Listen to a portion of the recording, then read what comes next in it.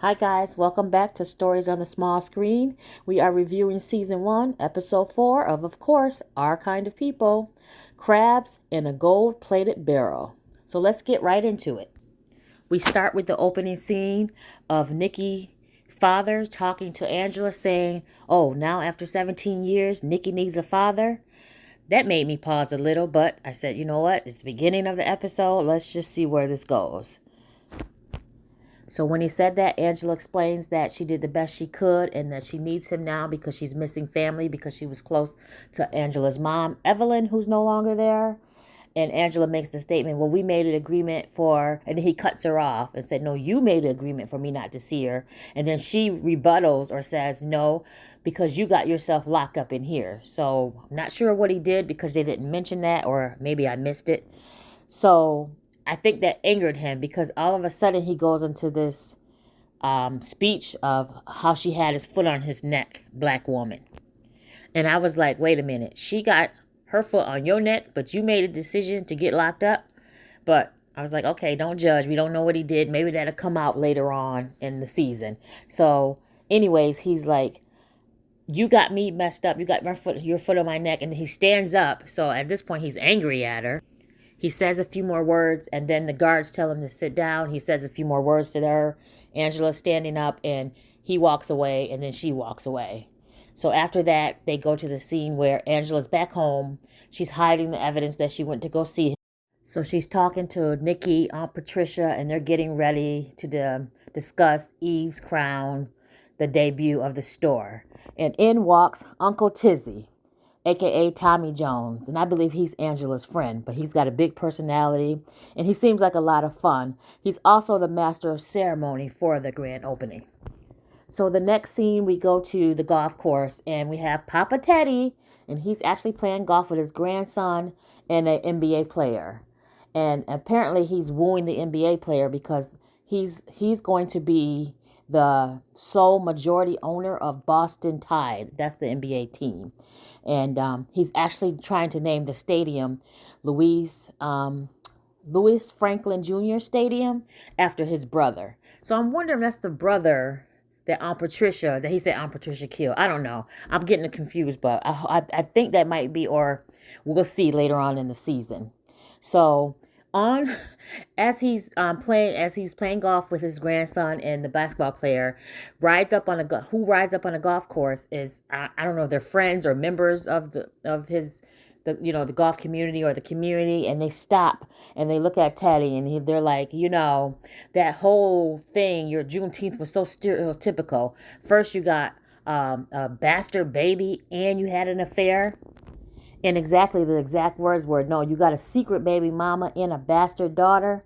These people are a trip here. So, of course, Teddy was like, he's not going to have it. He tells them, you guys better think twice about threatening me, gentlemen, because you guys are just troll boats and I'm the destroyer. Now, you guys know how Papa Teddy gets down. He is not going to let someone threaten him, like I just said. He's going to go toe-to-toe with you. And to make a long story short, Teddy let them know, and they turned on that golf cart, turned the key, and what do you call it, drove off. So obviously Teddy won that round, and he doesn't care basically what dirt he did. He's not letting nobody hold that against him, and he's not letting anybody make him step down from any position. So that's where we are with that. So we move on to the scene. It was a really quick scene where Papa Teddy is on the phone with Leah, and he's telling her basically, you need to get Angela in check because we do not have time for this nonsense, and I have too much going on. Leah agrees, and she hangs up the phone. But then she hangs up the phone and she walks into a room. She walks into a room where her husband Raymond and a counselor's at. So basically they're in marriage counseling. And they go on and they talk about somewhat their issues. Raymond is upset because Teddy is in the way. Leah always chooses Teddy first, he says. And the counselor kind of was on Leah's side saying, well, she has this on her plate and this on her plate. And Raymond interrupts and is like, no, what about me? She needs to choose which man comes first.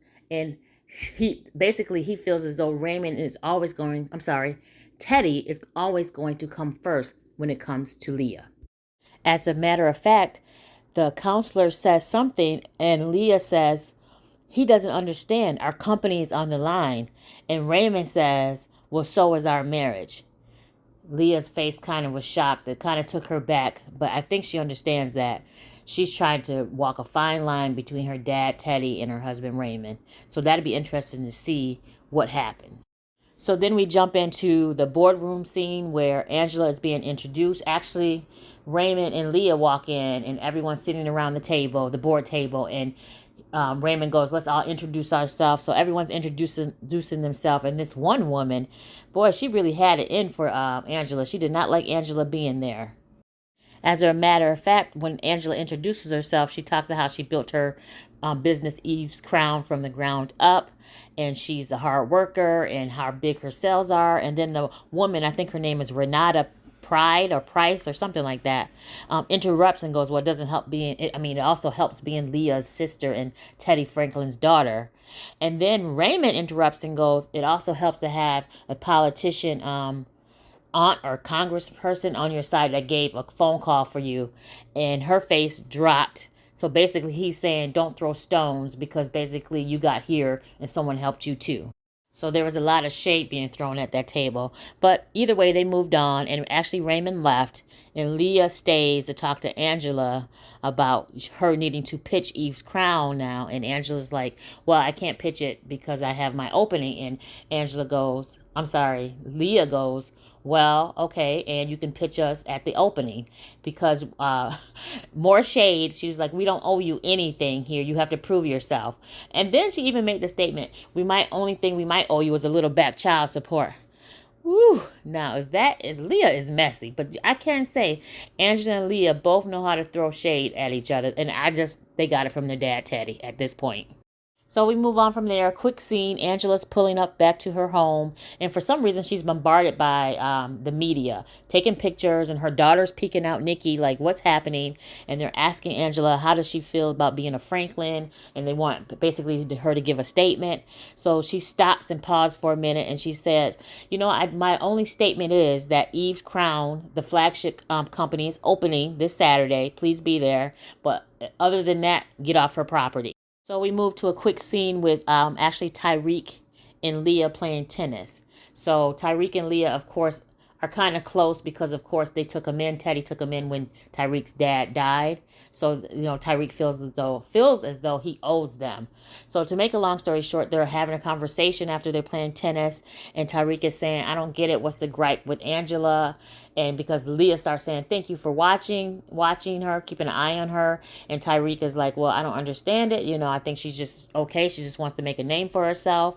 And then Leah says, actually, no, Tyreek says, "You remember when we first met, you were mean to me. You said I was charity or something like that.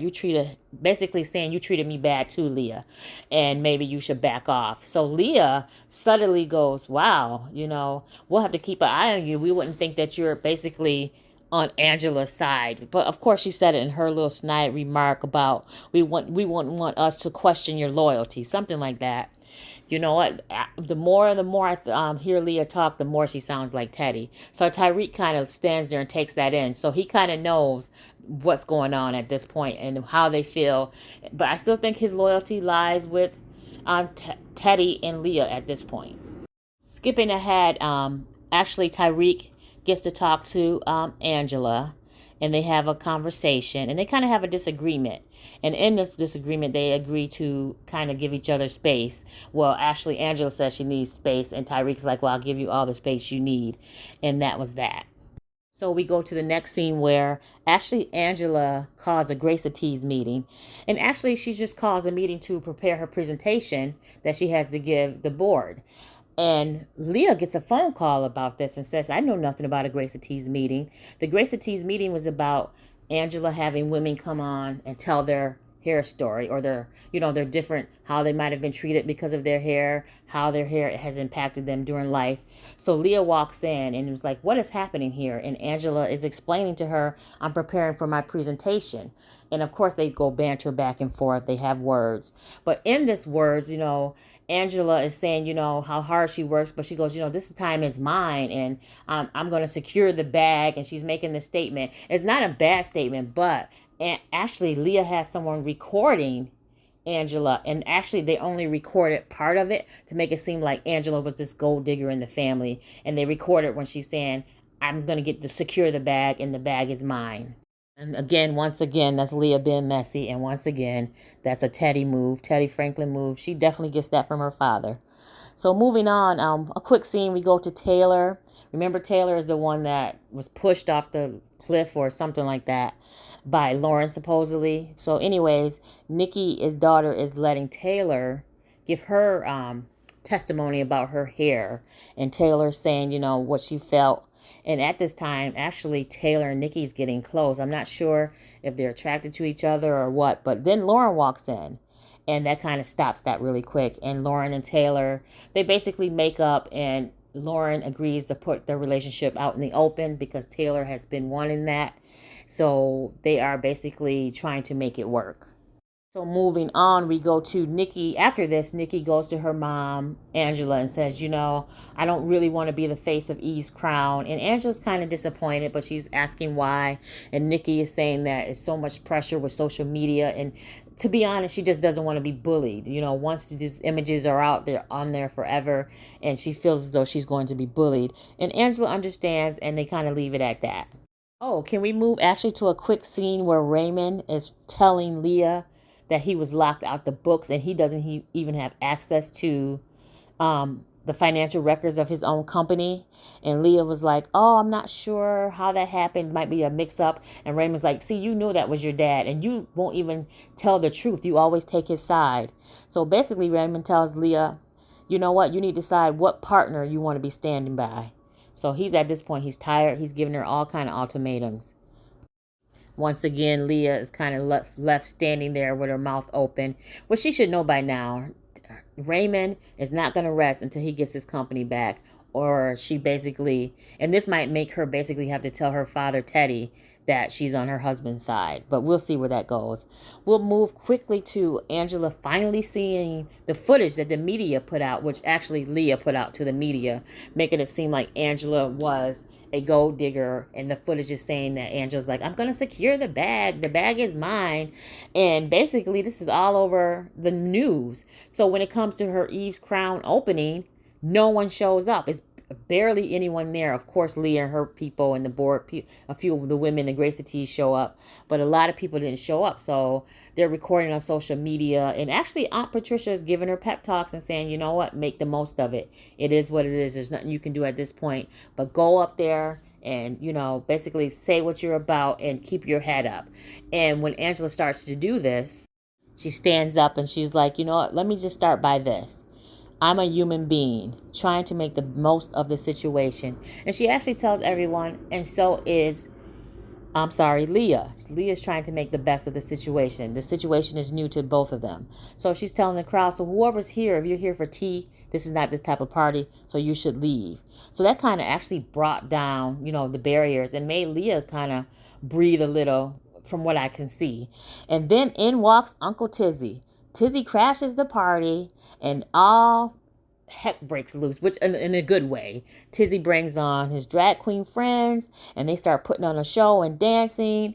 And actually, Aunt Patricia is recording this for social media, letting everyone know, hey, it's going down. If you're not here, this is where you need to be because this party is in full effect. So they're dancing and all the drag queens are getting it on. And actually, even Leah and her daughter Lauren are dancing. Everyone's having a good time. And now all of a sudden, Angela's social media is blowing up because Aunt Patricia is recording this. So basically, this makes actually Eve's Crown's debut bigger than even what they thought it would be because now social media has it and it turns the image of Angela around. So that was a good scene. And actually during this, someone brings in, I don't know if it's flowers or something they gave, a gift that they gave to Angela. And actually it was from Tyreek. So Tyreek stopped and gave the gift to Angela. So Angela ran out to meet him. And then to basically make a long story short, they made up. They agreed to, Angela does not want to take it slow. So, of course, they share a kiss and now they're back together. Oh, but let me backtrack for a minute. Before Uncle Tizzy walks in, Nikki's daughter, because Tizzy gave her a pep talk, Nikki, that, hey, you need to be the face. I'm sorry, Angela's daughter, Nikki, you need to be the face of Eve's crown. You can do this. This is what families do. So during this, before, Tizzy crashes the party with the friends, that Nikki steps in and says, she's proud to be the face of Eve's crown and let the crowd knows what's up, and that she loves this, and that she's happy to be the face. So that actually makes Angela's happy as well. So we move on to the last few scenes, and actually the vulnerable scene. Teddy shares with his daughter Leah that he has Parkinson's, and he's saying he's doing all of this because for the family, and he's not backing down. He's going out, he's not going out soft, and that he wants, he's everything he's doing is for the family, and he has Parkinson's disease. So that was a moment. But then we go on to the end of the show, which Leah calls her husband Raymond, and she wants to make plans with him, and actually he interrupts her, and he's like, no, I flew out. I can't remember where he flew to, but he left for the day or the night or the week. I have no idea. I can't remember. And so Leah's kind of shocked. But actually, when he hangs up the phone with his wife, Leah, a woman's walking up. I'm like, uh-oh, who is this? Please do not let Raymond be having another woman on the side. But it comes to find out this other woman was his ex-wife. So nothing going on. But the ex-wife is basically, he wants his ex-wife to get all the dirt on Teddy Franklin. The ex-wife actually even says, well, why me? And then actually Raymond goes, because I think you're the best for the job. So he's looking for dirt on Teddy Franklin. The ex-wife is helping him out. Who knows how this is going to play out with Leah? I'd assume she's probably not going to be happy, but we'll just have to wait and see. So basically, that's all I got for you now. I hope you enjoyed it. Like I said, this is my 4th video. I hope it's better than the first. Actually, no, let me rephrase that. I know it's better than the first video. Thank you for allowing me the grace to get better. And if you like this video, please comment and subscribe because it helps me grow. And thank you again.